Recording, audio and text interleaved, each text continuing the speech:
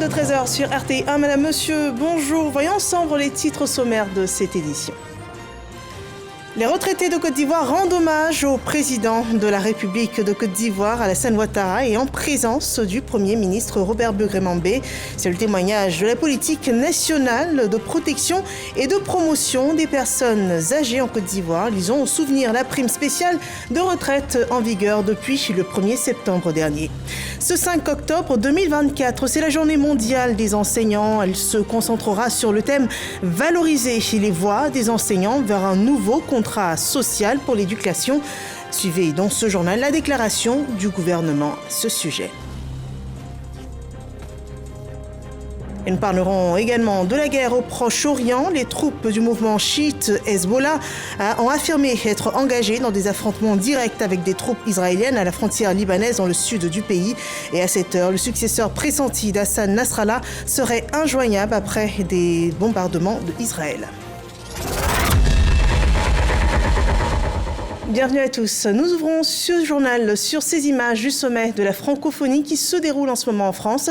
C'est aujourd'hui la grande finale de ce 19e sommet, mais revenons sur la première journée où plusieurs dizaines de dirigeants des pays membres de l'OIF étaient attendus pour parler de l'avenir de la langue française, de l'espace francophone. Cette année, le thème s'est créé, innover et entreprendre en français. La première journée a été marquée par une table ronde sur le numérique et un dîner de gala en l'honneur des chefs d'État au palais de l'Élysée. Dîner auquel ont pris part le chef de l'État Alassane Ouattara et la première dame de Côte d'Ivoire Dominique Ouattara. Le français, c'est 326 millions de locuteurs qui en fait la 5e langue la plus parlée au monde. Une langue d'union qui attire au résultat de l'influence de l'OIF qui devrait faire une ouverture samedi à de nouveaux membres. Parmi les candidats, l'Angola, le Chili, la province canadienne de la Nouvelle-Écosse, la Polynésie française, mais aussi l'État allemand de la Sarre. Le choix se fera au cours d'une réunion à huis clos ce samedi, une rencontre qui devrait aussi se pencher sur la situation sécuritaire au Moyen-Orient. L'actualité ici en Côte d'Ivoire avec ce hommage des retraités de Côte d'Ivoire au président de la République Alassane Ouattara. Ils retiennent des réformes initiées pour l'amélioration de leurs conditions de vie, une prime spéciale de retraite en vigueur depuis déjà le 1er septembre dernier et tout ce qui est exécuté dans le cadre de la politique nationale de protection et de promotion des personnes âgées. On le voit avec Léon Bron. S'agissant du cas particulier de nos vaillants retraités qui ont tant donné à la nation, j'ai décidé de les accompagner davantage en instituant le 1er septembre de chaque année une prime spéciale correspondant au tiers de leur pension mensuelle.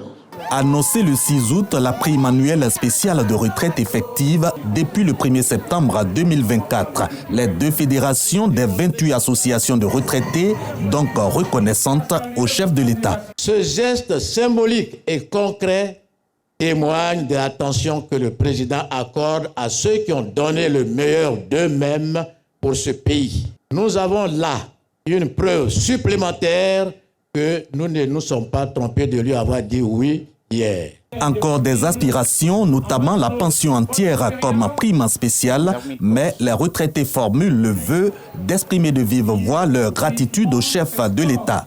Une démarche saluée par la tutelle qui les investit de la mission d'ambassadeur de la protection sociale, eu égard aux réformes impulsées par le président Alassane Ouattara pour améliorer les conditions de vie des seniors.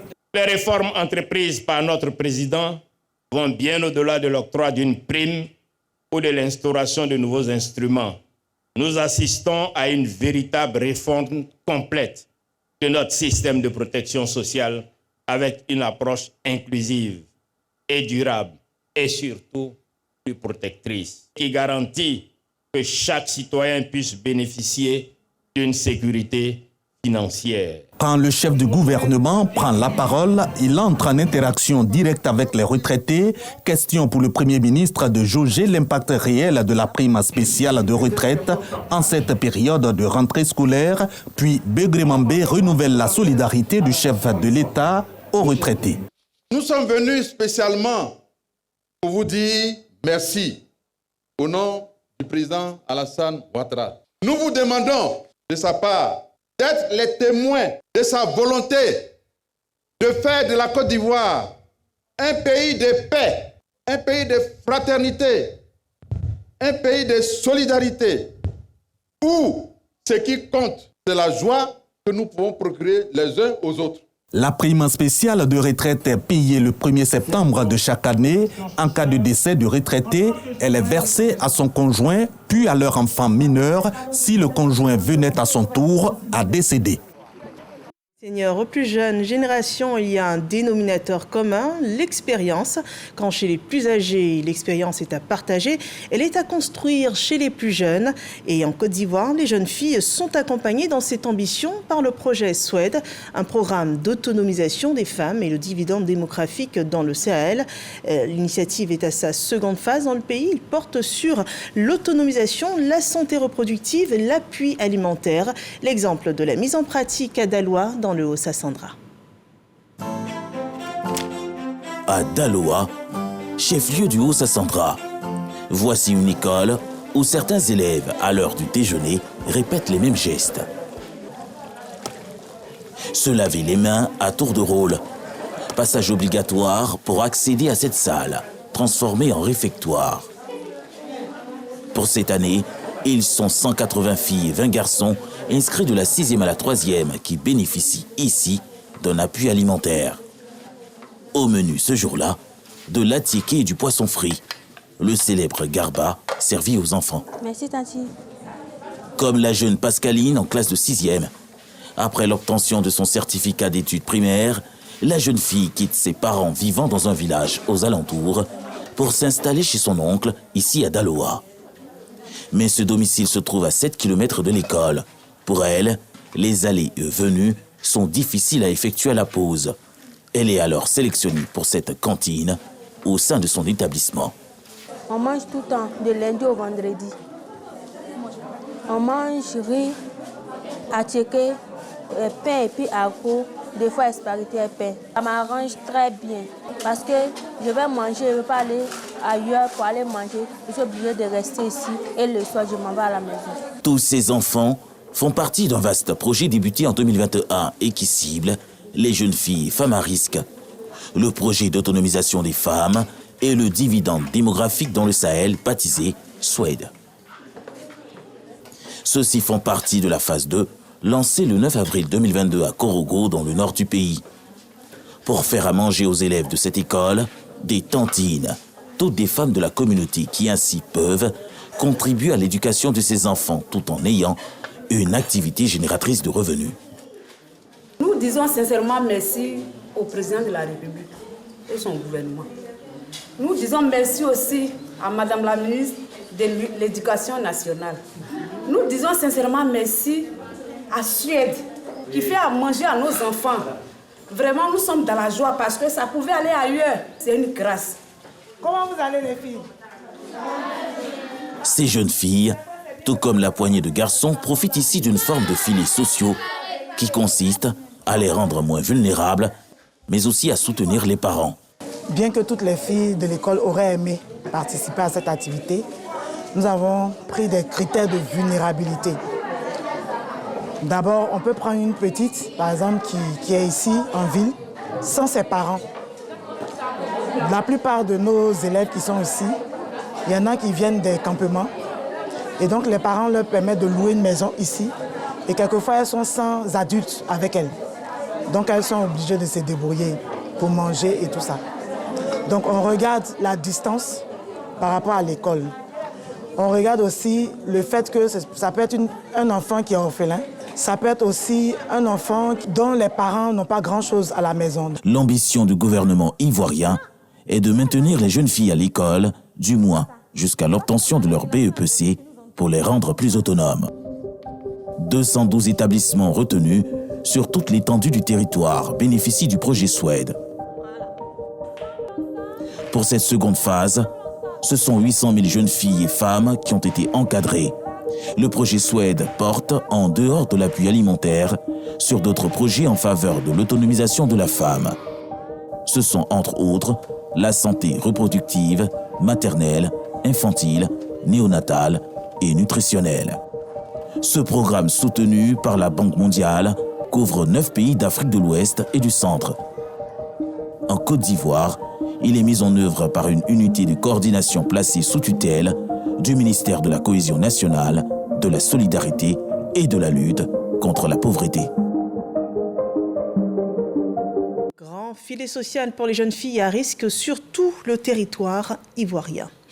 La journée mondiale des enseignants est célébrée ce 5 octobre. Cette année, le monde des enseignants, des acteurs de l'éducation ouvre la voie sur un nouveau contrat social pour l'éducation en valorisant les voix des enseignants partout dans le monde. Je vous propose la déclaration du gouvernement ivoirien sur ce sujet. Ce samedi 5 octobre 2024, la fonction enseignante est mise en évidence partout dans le monde. C'est la journée mondiale de l'enseignant et les gouvernants du monde entier veulent reconnaître leur mérite. La Côte d'Ivoire ne déroge pas à cette règle. Le gouvernement ivoirien, par la voix de Mariatou Koné, reconnaît l'importance des enseignants dans le transfert de savoir-faire et de savoir-être. Le thème de l'édition 2024 de la journée mondiale de l'enseignant, valoriser les voix des enseignants vers un nouveau contrat social pour l'éducation, est une invite à plus d'écoute de l'enseignant pour une meilleure expression de ses compétences et qualités au service de la société. La revalorisation de la profession enseignante figure parmi les priorités des recommandations des EGENA, États généraux de l'éducation nationale et de l'alphabétisation. Pour la concrétisation de ce vaste calendrier, il faut une synergie d'action. Mariatou Koné appelle donc les syndicats d'enseignants à ne pas rompre le dialogue. Le gouvernement invite les enseignants à toujours privilégier le dialogue pour toutes les questions relatives à leurs conditions de vie et de travail. Par la concertation, il est possible d'aboutir à des solutions qui préservent l'intérêt de toutes les parties. La célébration de la Journée mondiale de l'enseignant offre l'occasion à la ministre de réitérer les remerciements du gouvernement aux enseignants et aux organisations syndicales en les exhortant à œuvrer pour une école de qualité et de mérite dans la transparence et l'équité. Et à côté d'un enseignant, il se tient toujours un élève, une relation qui est fondée sur l'apprentissage et la formation. Pour nos régions, c'est surtout un gage de développement et la moindre réussite se célèbre. Voyons cette cérémonie de récompense des meilleurs élèves à Biankouma, dans la région du Tangpi. Christ Ephraim, Diomondé et Jean-Marc Djedji. 173 élèves issus du primaire et du secondaire des établissements publics de la ville de Biankouma sont distingués. Nous sommes à la célébration du mérite et de l'excellence initiée par l'ONG APB, Agir pour Biankouma. La sélection s'est faite par le mérite, on va le dire comme ça. Et nous savons qu'il y a plusieurs enfants qui sont de bons élèves dans leur classe. Et donc, on a regardé leur travail de fin d'année et on a récompensé ceux qui se sont vraiment illustrés de fort belle manière au niveau des résultats scolaires. Pour le parrain Deli Mamadou, promouvoir l'excellence à l'école, c'est contribuer à une Côte d'Ivoire émergente prônée par le président Alassane Ouattara. Nous sommes très engagés sur les questions de l'éducation, de l'école, de la scolarisation de la jeune fille, sur les questions de la célébration de l'excellence à l'école, parce que nous pensons que l'Ivoirien nouveau que prend le président Alassane Ouattara ne sortira pas des arbres pour tomber dans les villes et les villages. Il sortira, il émergera, n'est-ce pas, de l'école. Car c'est par l'école que nous aurons les clés de l'émergence de notre pays. Donc chacun doit investir autant qu'il peut. Bien sûr, l'État fait déjà beaucoup et en tant que cadre, dans l'expression de la solidarité, nous devons accorder une place de choix à l'école. La journée du mérite et de l'excellence est à sa 3e édition. C'est une nouvelle année scolaire et 3 semaines après la rentrée des classes, on fait le point à Niakara. 414 kits scolaires ont été distribués aux élèves. Une action sociale dans les villages en faveur de Seriboka et Wouregeka, rapportée par Lorgoretti et Kader Sokodogo. 414 kits scolaires offerts aux enfants de l'EPP Seriboka et l'EPP Wouregeka dans le département de Niakara-Mandougou. Des sacs, des cahiers et des stylos composent ces kits offerts par l'ONG Wouflo. Pour la présidente Ami Diomandé, épouse du ministre de l'Intérieur et de la Sécurité, Vagondo Diomandé, en fournissant ces outils essentiels à l'école, son ONG veut contribuer à créer un environnement éducatif plus favorable à l'apprentissage de ses élèves. L'éducation est un pilier fondamental pour l'avenir de notre pays. Ces kits scolaires permettront à ces jeunes élèves de commencer l'année dans de bonnes conditions avec tout le nécessaire pour réussir. Chers élèves, je vous invite à travailler dur. Nous avons foi que vous serez les modèles de demain. Les élèves s'en réjouissent, les parents et les instituteurs avec. Je vous remercie sincèrement. Votre contribution nous permettra d'étudier dans les meilleures conditions. Depuis que nous avons commencé les cours, les enfants sont là, ils n'ont même pas de cahier pour écrire. Et Dieu merci, nous avons eu cette chance aujourd'hui. Vraiment, ça me va droit au cœur. L'événement a également été l'occasion pour l'ONG de poser des actions sociales en faveur des femmes de Serboka et Ouregeka. Elles ont reçu des dons pour les encourager à développer des activités génératrices de revenus et à réaffirmer leur autonomie. Créée en 2022, à travers ces actions axées sur l'éducation et l'autonomisation, l'ONG Wouflo s'engage davantage à transformer durablement la vie des communautés locales. Et une nouvelle inédite, une femme est portée à la tête de l'Ordre des avocats de Côte d'Ivoire après 65 ans d'existence. Maître Florence Louane-Messan succède à Maître Claude Maintenon. Jean-Marc Odjadji témoigne de la cérémonie de passation des charges. Après Maître Claude Maintenon, c'est au tour de Maître Florence Louane-Messan de présider l'Ordre des avocats de Côte d'Ivoire.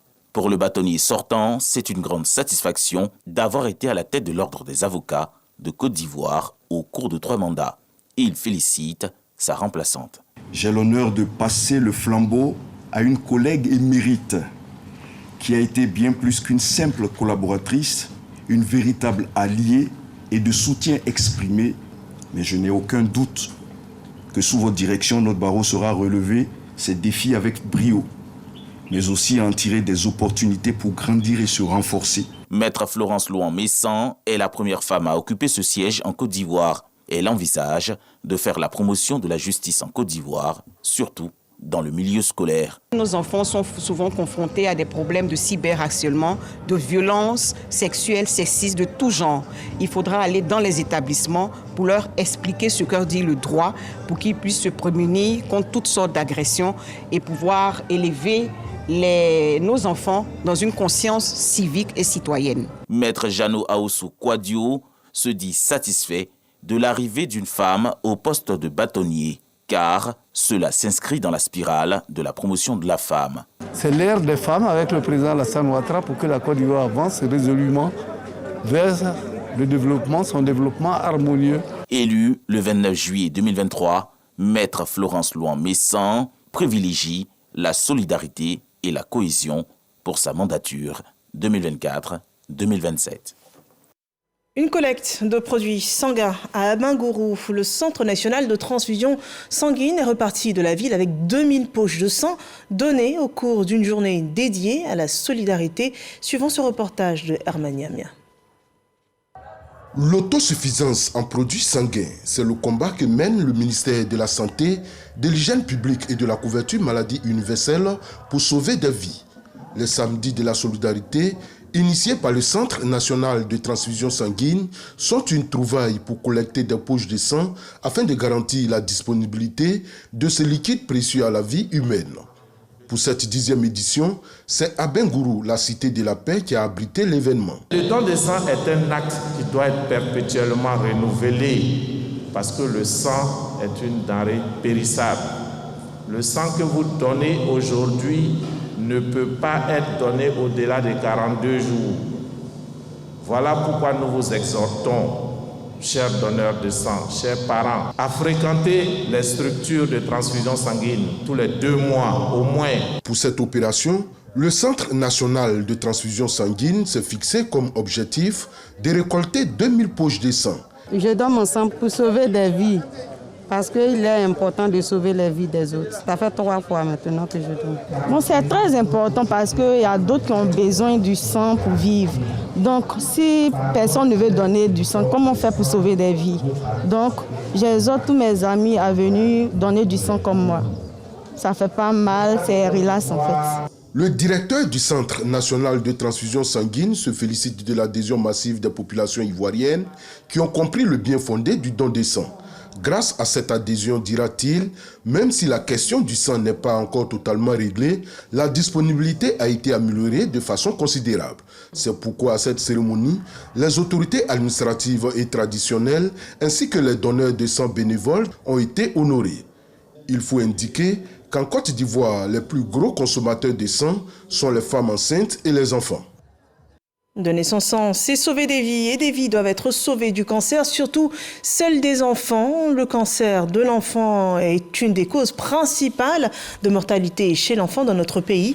Et l'ONG Adorade contribue aux efforts du gouvernement en sensibilisant les populations. Elle entame d'ailleurs une tournée nationale, premier arrêt, Korogo.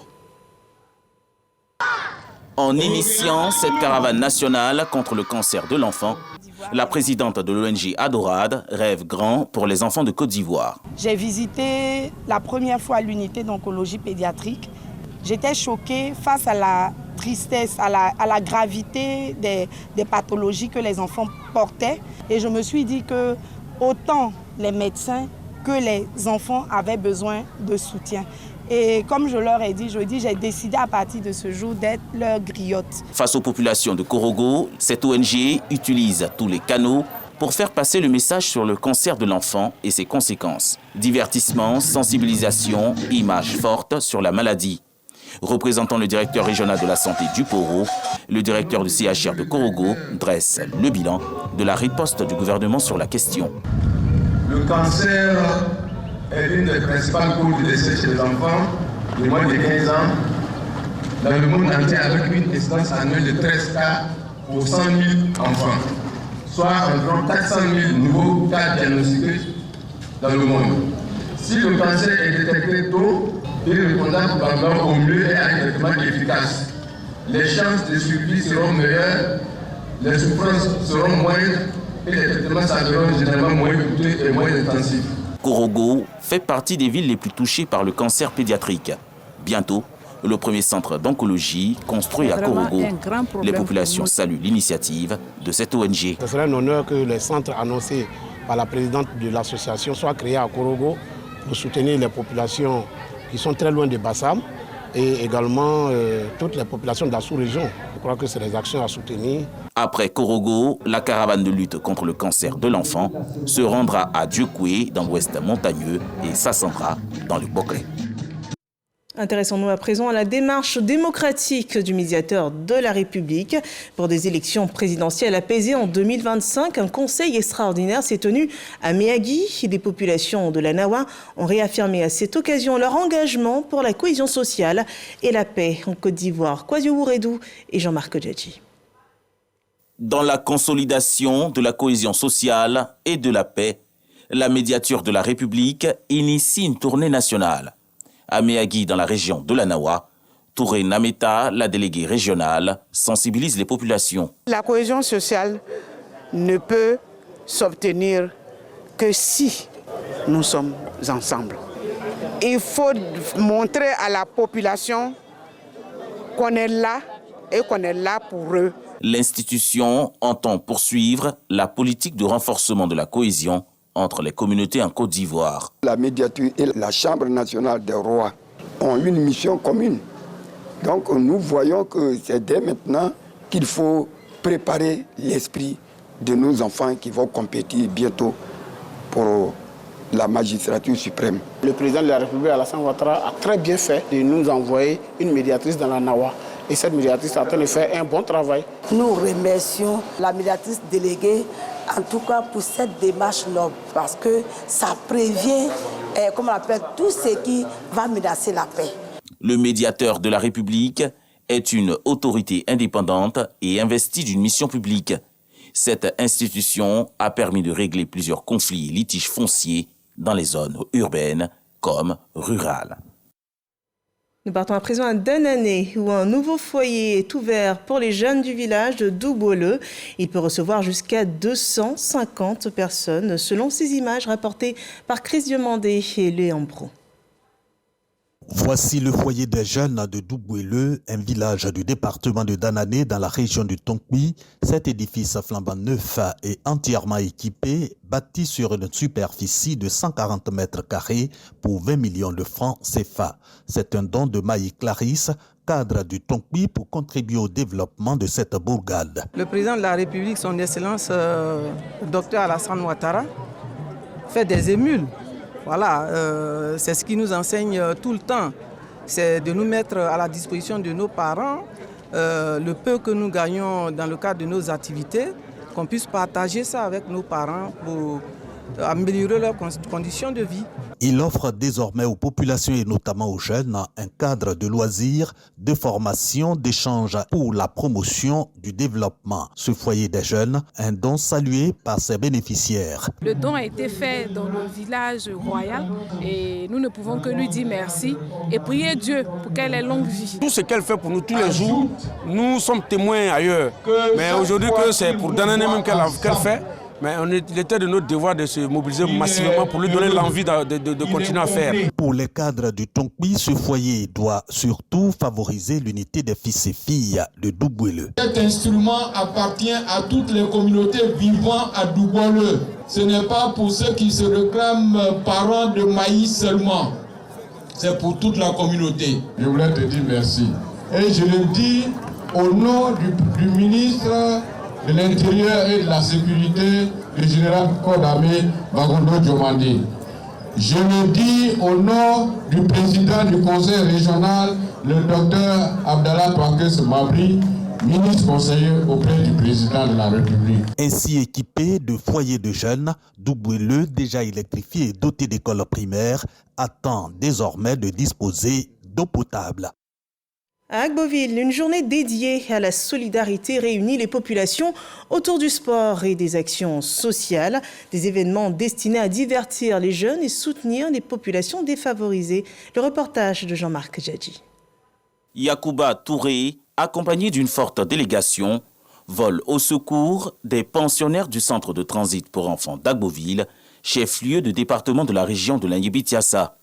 Les mains chargées de vivres et de matériel informatique, le deuxième adjoint de la commune entend contribuer à l'encadrement éducatif des pensionnaires. Le président de la République aujourd'hui, il parle d'une Côte d'Ivoire solidaire et il parle de partage. Donc il était important que ce matin, je vienne faire parler mon cœur pour soutenir notre centre de transit à Agboville. Nous avons envoyé des denrées alimentaires et accompagné d'un ordinateur portable. Ce geste réjouit la directrice du centre de transit pour enfants d'Agboville, surtout que le donateur a promis perpétuer cet élan de solidarité au fil des années par un soutien financier. Je tiens à lui dire merci pour son grand cœur, pour son soutien qu'il apporte à ces enfants-là et sa participation à l'insertion, à la réinsertion de ces enfants-là dans le tissu social. Cette journée de solidarité a été marquée également par la finale de la 3e édition du tournoi de football dénommé Pays-Po, organisé par Yacouba Touré pour divertir la jeunesse. Il était important pour nous, fils d'Agboville, d'occuper la jeunesse sainement pendant ces vacances. Donc voilà pourquoi nous avons essayé ensemble d'organiser la 3e édition de Pays-Po pour que nos jeunes puissent s'égayer pendant ces vacances. Agboville, c'est la fraternité. Agboville, c'est le vivre ensemble. L'équipe de Djoulakro FC est sortie victorieuse après les tirs au but. Les informations actuelles sur la situation au Proche-Orient. Israël a poursuivi ses bombardements dans le sud de Beyrouth dans la nuit du vendredi 4 à ce samedi 5 octobre. De leur côté, les troupes du mouvement chiite libanais Hezbollah ont affirmé être engagées dans des affrontements directs avec des troupes israéliennes à la frontière libanaise dans le sud du pays. Et puis à 16h, le successeur pressenti d'Hassan Nasrallah serait injoignable après des bombardements d'Israël. C'est la fin de ce journal. Merci de nous avoir suivis. L'info revient sur RTI 1 à 15h et je vous retrouve, Dieu voulant, dès demain à la même heure.